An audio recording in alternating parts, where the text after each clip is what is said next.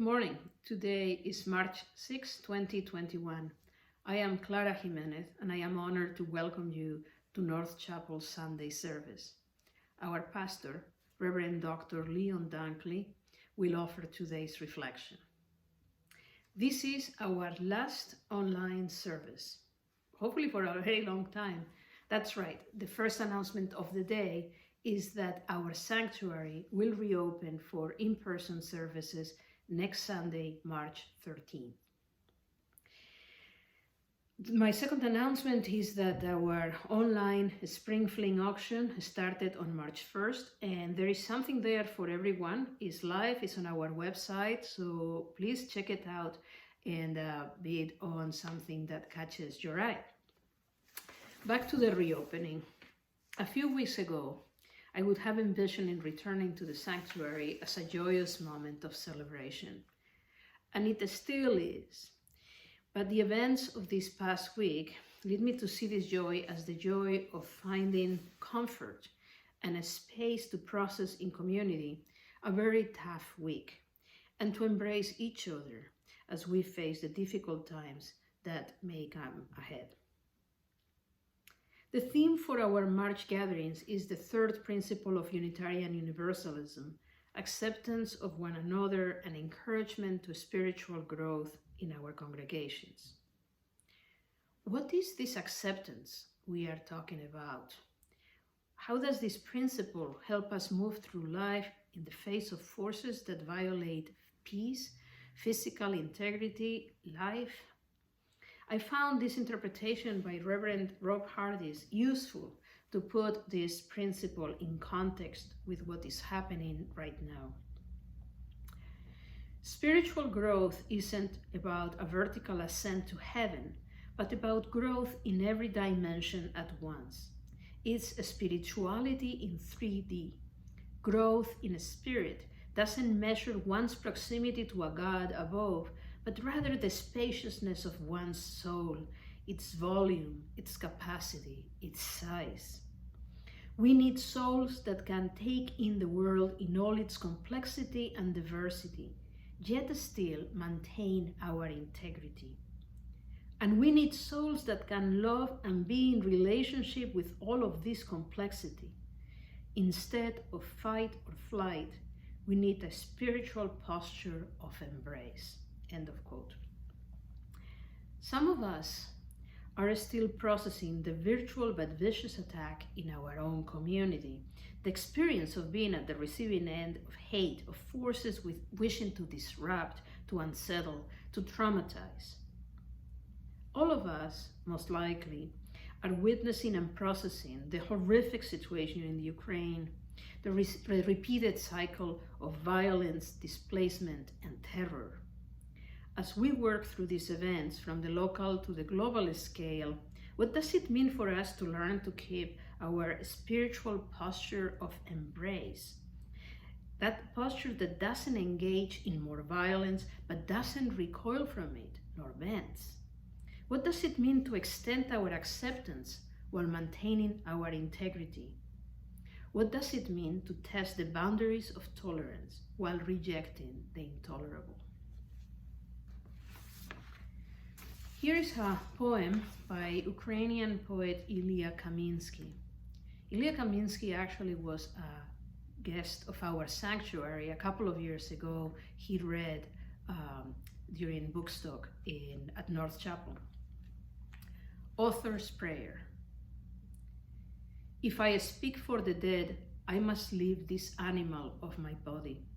I must write the same poem over and over, for an empty page is the white flag of their surrender. If I speak for them, I must walk on the edge of myself. I must live as a blind man who runs through rooms without touching the furniture. Yes, I live. I can cross the streets asking, what year is it? I can dance in my sleep and laugh in front of the mirror. Even sleep is a prayer, Lord. I will praise your madness, and in a language not mine, speak of music that wakes us, music in which we move. For whatever I say is a kind of petition, and the darkest days must I praise. Our opening hymn is This Is My Song, which we will sing today and continue humming in the sanctuary for future services in solidarity with the Ukrainian people.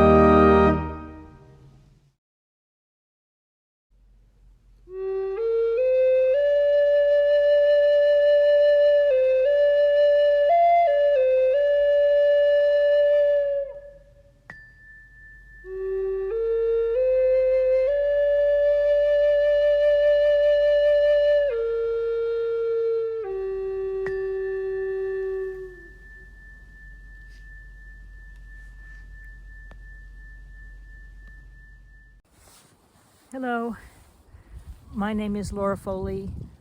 I'm here on a snowy, windy March day in South Pomfret, Vermont. I want to share with you a recent poem called Letter to Squirrel in Time of War. I see you digging in new snow, retrieving a sunflower seed, the symbol, as it happens, for Ukraine. You sit on your haunches, jaws working fast, removing the shell, munching into its heart. In the past, I've tried to ban you, mixed in cayenne pepper to the seeds in the feeder. But today, I watch, arms crossed, in the 12-degree cold. I never noticed till now the reddish sheen of your tail, your ears' auburn curve, the whiskers on the edge of your nose that turn the sun into a vivid translucency.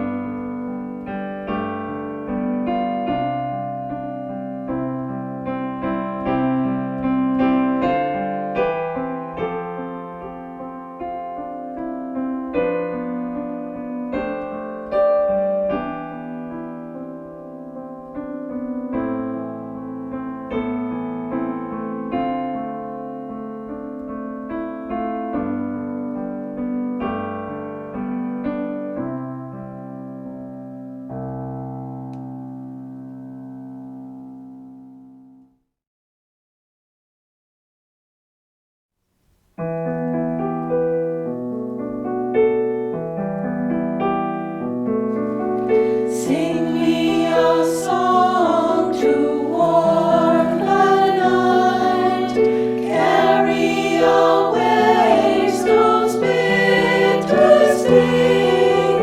Read me a rhyme by candlelight, and melt the winter to spring.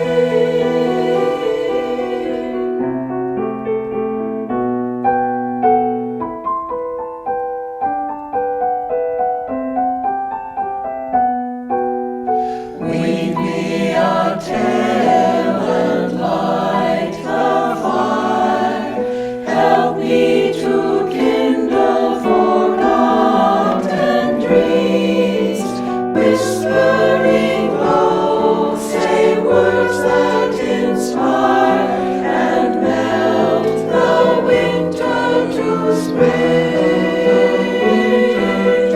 When days are long, when skies are gray, when love is so hard to find, bring out a memory, things you hold dear. They will bring joy through the years. So let the snow fall and let the wind start. One day the robin will dance and sing. For deep in the heart a dream lights a spark and melts the winter to spring. And melts the winter to spring.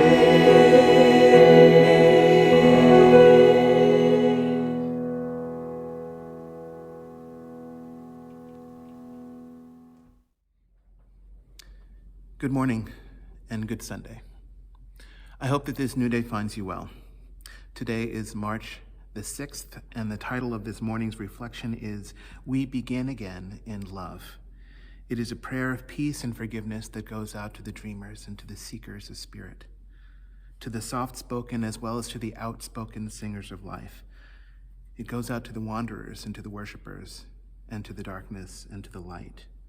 It goes out to the open ones and to the broken. Beneath the stars of heaven, beloved, given in care and compassion for one another, soul level deep. In good times and in tempest, in conflict and in consensus, we are held whole and honored by a love that knows no bounds. Let no single heart from out the whole be gone from us, not gone from the widening circles of our affection, but held whole and honored by a love that knows no bounds. To all souls I say good morning. It is good to be together. There are no unsacred spaces. There are only sacred places and desecrated places. Wendell Berry wrote these words, gentle farmer poet that he is. He is 87 now, which kind of makes me wonder how he would look with wild hair and spandex and an electric guitar swinging across his chest. It might seem strange to picture Wendell Berry as a rock star, but if I had more often, I would not have been caught off guard when my old friends and colleagues dragged me to a concert years ago. Lynn and Wendy said, "Hey, do you want to go see Van Halen?" We seem to have an extra ticket. Now, I was silent on the other end of the phone when the question came in. I was shocked a little bit. I'd never heard a question coming from them that sounded like this. It broke the rules. It broke the unwritten rules that govern how friendship is supposed to behave. in our circle at least. So I was silent on the other end of the phone. The three of us entered into seminary together back in 2005. And ever since then, we have been absolutely thick as thieves for 22 years. Thick as thieves. I love that expression. It means that we have been very close as friends. We've been keepers of confidences and keepers of secrets, like partners in crime. Thick as thieves. I love that these words suggest that we are naughtier than we actually are. It lends some excitement and some mystery to ministry, and I like that for some reason. I think it's good for ministry to be a little edgy, to wear a leather jacket sometimes, to be a little tough. Like when Johnny Cash went to go perform at Folsom Prison in 1968, LBJ was president. The Detroit Tigers were soon to win the World Series in 7 games. Johnny Cash sang, "When I was just a baby, my mama told me, son, always be a good boy and don't ever play with guns, but I shot a man in Reno just to watch him die." And when I hear that when I hear that whistle blowing, I hang my head and cry. I like for ministry to be a little tough. When I'm less vain and more honest with myself and more humble, I have to admit that I'm not so much like this. I don't believe in violence. I never gamble, and I play by the rules. I don't like to break them. Fortunately, though, some Johnny Cash songs still describe my ministry. The one that springs to mind is called All Over Again. Johnny sings, "One little dream at night and I can dream all day. It only takes a memory to thrill me. One little kiss and I just fly away. Pour me out your love until you fill me. Oh, I want to fall in love, beginning from the start all over again. Show me how you stole away my heart." I'm into that. Show me how you stole away my heart. This is the kind of theft that I truly appreciate. In this way, me and Lynn and Wendy are truly thick as thieves. We have stolen one another's hearts in friendship. It's not really cool, but it's true, and that's close enough for me. Close enough to free a little smile. The three of us are kind of folksy people.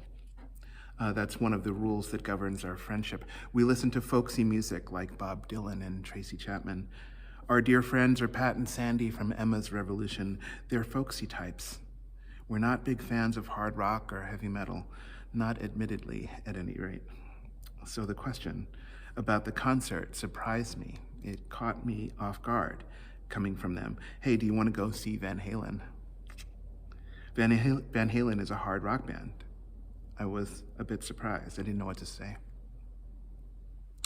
North Chapel knows Lynn and Wendy, the people that I'm talking about. They are ministers at our sister church in Schenectady, New York. They offered a prayer at the installation that we had some years ago. They have visited every now and again, and they preached recently, last month when I was away. They offered a reflection called A Foundation for Courage. Their ministry is familiar to us, as mine is, in upstate New York. Before Schenectady, they served in California. I was preaching out near Yosemite National Park one time, and so I visited, and we got together. It just so happened that during that time that the Van Halen concert was happening closer to the coast. So a bunch of Unitarian Universalist ministers decided to go. It was pretty fun. Now, do you know the music of Van Halen? Do you know them? This band sings songs like Dance the Night Away. They did a remake of Roy Orbison's Pretty Woman back in 1982.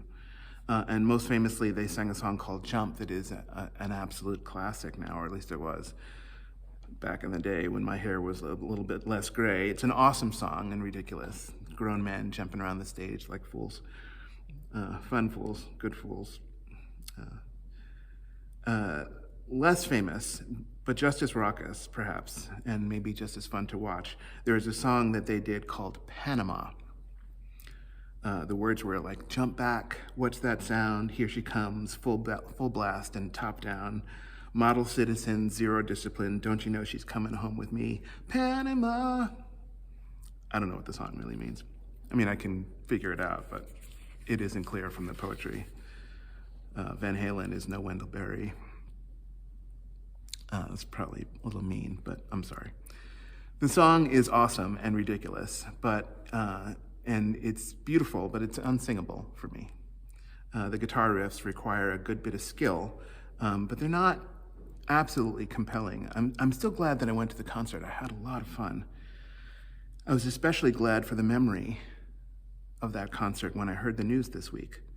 With so many terrible things happening, I feel so overwhelmed sometimes, but this one story totally made me smile.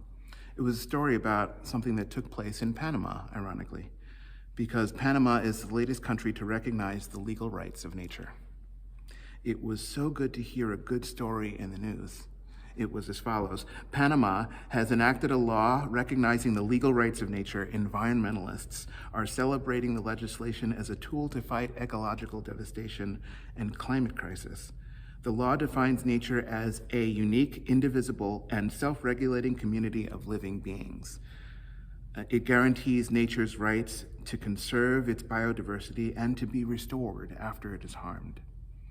And to be restored. I was very happy to hear this. It's the kind of story that makes the socks of good-hearted people roll up and down. I was elated. In fact, in spite of myself, I burst right into song. I sang a song that I hadn't sung in a while, not since that trip to California. I sang, Panama, Panama. And ever since, me and Eddie Van Halen and the rights of nature have been thick as thieves. Thieves are interesting. They break the law by definition. Even in poetry, this is the case. Poetic thieves steal hearts, as Johnny Cash reminds us. According to Joni Mitchell, hard luck and time are also thieves. Bob Dylan writes about stealing, which is what thieves do. He writes, "They say that patriotism is the last refuge to which a scoundrel clings. Steal a little and they throw you in jail. Steal a lot and they make you a king." In another Dylan song called Thief on the Cross, an obvious biblical reference, he writes, "There's a thief on the cross. His chances are slim. There's a thief on the cross. I want to talk to him. I want to ask him about his mother. I want to ask him about his ways." What a powerful moment that was, the one that Dylan described. The thief on the cross is an obvious reference to the crucifixion of Jesus. Jesus was not crucified alone. With him at Calvary were two criminals, one to his left and one to his right. As the crowd raged, rebuking Jesus, the thieves on either side joined in with the crowd's condemnation. One thief had the courage of heart to change his mind, and he remembered the innocence of Jesus. The other thief was unrepentant and never knew the error of his ways. My guess is that the thief on the cross that Dylan wanted to talk to is the second thief, the man who never came around. Dylan seems to wonder, what leads a man to this depth of suffering?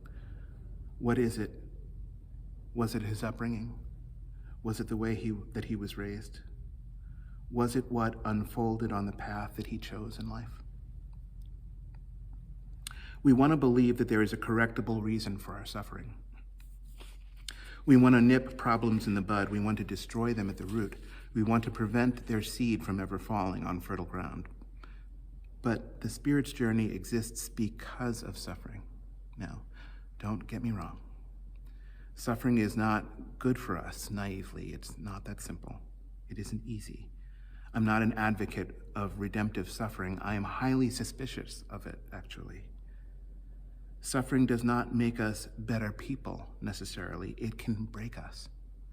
It can destroy us. It can injure those we love. It is how we deal with suffering that is redemptive. And suffering often asks us to forgive. Now, in a book called Proverbs of Ashes, which is her critique of redemptive suffering, Rebecca Parker addresses this point so beautifully. How do we accompany suffering? She explains that there is a ghostly skeleton that we must learn to dance with. We must find out how to hold loss in our arms and move in rhythm with it. She explains that we cannot truly live until we learn to embrace the realities of betrayal, violence, suffering, and grief. End quote. When we don't deal with life's realities, we forfeit our self-awareness. We become like that thief on the cross, the one who mocked Jesus, laughing at him, never, even as he was enduring the very same fate. When we don't deal with life's realities, we become the fool on the hill who never knew the error of his ways. Stolen from him, and from us if we're not careful, is an inner sense of dignity and self-awareness. I choose to believe that we possess those things from the start. This is how I see my faith. As you may know by now, North Chapel suffered an injury online last week. An intruder interrupted a Zoom-based community conversation, introducing into a sacred time and to a sacred place a corrosive, explicit, and racist energy. It was a Zoom disaster, not the worst that I've seen, but horrifying. The Board of Trustees, through Kathy Aston-Borski, issued a letter to the congregation. Michael Zoldos and I, who were leading the conversation at the time, wrote a letter together as well. The level of vulgarity, vitriolic racism, and toxic masculinity was high. So we shut down the meeting immediately. Joanne Boyle and Michael quickly created another meeting space that was more secure, but we were injured. We were, all of us, injured because we do not stand apart from one another. We suffered together, which lightened the load. We were all injured that day, soaked by sullen, assaultive speech and vulgar imagery. One of my first impulses at any rate, was to reach out to the assailant, to the thief who stole the sacred space from us. I wanted to nip the problem in the bud and to weed it out, to end it at its root, to keep the seed from falling on fertile ground. And yet I am suspicious of the nature of the thief, the one that I was tracking down in my imagination. I appreciate this first impulse of ours, mine, of Bob Dylan's. Remember, Bob Dylan wrote, "There's a thief on the cross. I want to talk to him. I want to ask him about his ways." I appreciate this impulse, but I do not trust it entirely because I am suspicious of the nature of the thief. It's fair to ask, who was that thief? Who was that nameless criminal, the one who took that which did not belong to him?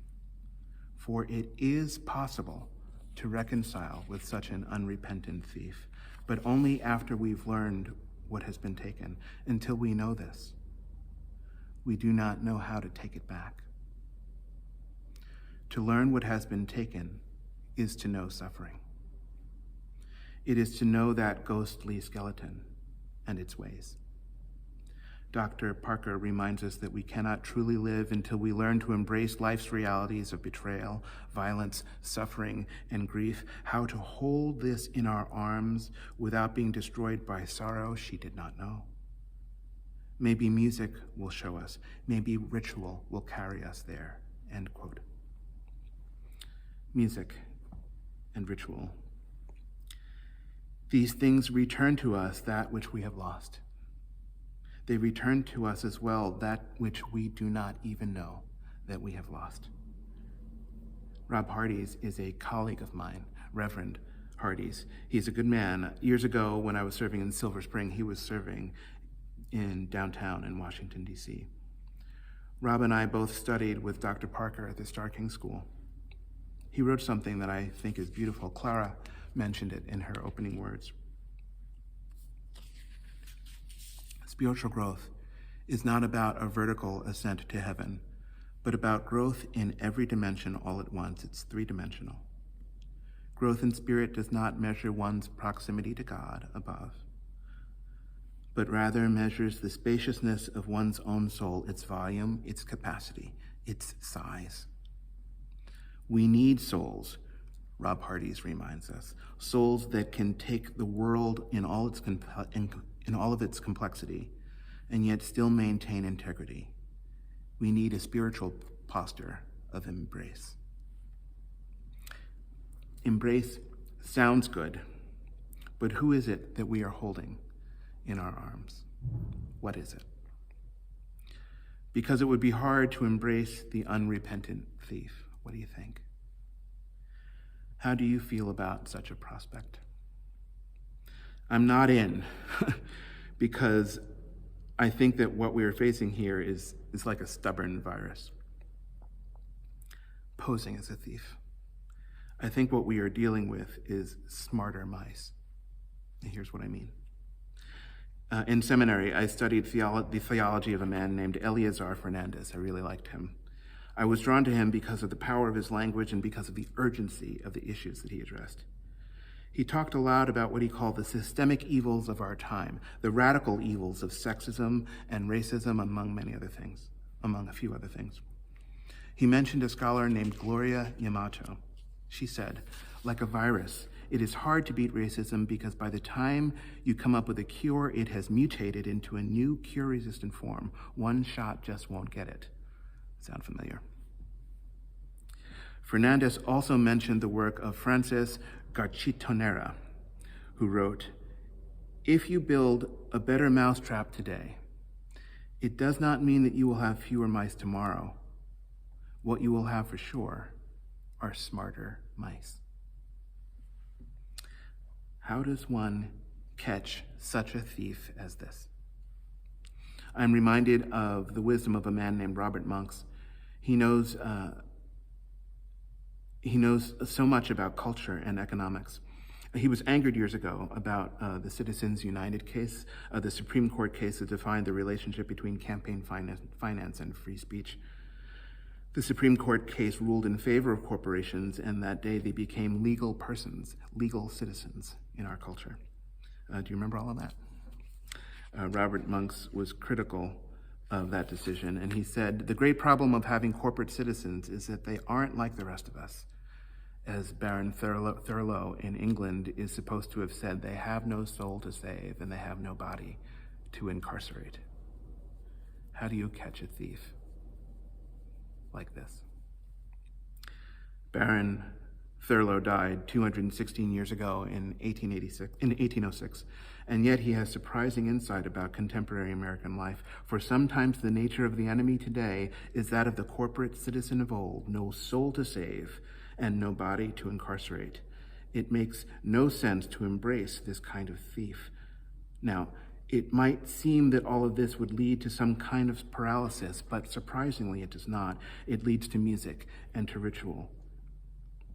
For years, I served an awesome church in St. Paul, Minnesota. I loved it there. I had a good experience, but I left before it got so crazy, with the protests after George Floyd and Philandra Castile, after Dante Wright and Amir Locke. Of course, there were challenges back then, but they were not so systemic. One could embrace them more easily. It was easier to find ways to forgive. It's harder now, but the challenge before us is the same. In Minnesota, I learned about a litany of atonement, a short piece that was written by Reverend Rob Eller Isaacs. It's in our hymnal, responsive reading number 637. It's a lovely incantation that can bring forgiveness where forgiveness seems impossible, and it works when the magic is right. The structure is simple. There are 8 verses. Each verse is followed by a refrain. The verses describe 8 categories, if you will, 8 categories of brokenness. For remaining silent when a single voice would have made a difference. For losing sight of our unity. For so many acts which have fueled the illusion of separateness. There are 5 others. After each verse, there's a common refrain that is said and sung by all. We forgive ourselves and each other. And we begin again in love. It can be very difficult to reach out with the weak and tender arms of forgiveness, especially when they must carry the weight of a broken heart. Dearest love can be so heavy and impenetrable sometimes. Fortunately, forgiveness gets us through. Impossible forgiveness in the awful grace of God. Or otherwise said, forgiveness and the dearest things we know, the heart of joy, the very best in us becoming possible. When a law has been broken, or a promise, or a sacred covenant, how do we heal? The answer to this question is forgiveness. When a bond has been broken, or a bone, or the tender heart of joy, how do we recover? How do we carry on? The answer to this question is that we begin again in love. It's obvious, and it is difficult. It is the dream that is ours to do. There are no unsacred places, and there are no unsacred places. There are only sacred places and desecrated places. Wendell Berry wrote these words, former farmer, rock star poet that he is. Where that which is lovely has been defiled, where that which is sacred has been stripped away, we dream that beauty right back into being. If a promise has been broken, if a heart has been stolen away, where Mother Earth has been desecrated, we dream back beauty. We recognize the legal rights of river, earth, and sky. We realize that our spirits are still free. We recognize the need to heal the broken bone, the broken heart, and we begin in love. It's plain to see. We clean the wound. We stop the bleeding, and we begin again in love, in Moscow and in Kiev, in St. Paul and in Panama. We forgive ourselves and each other, and we begin again in love. May it be so. Blessed be, and amen.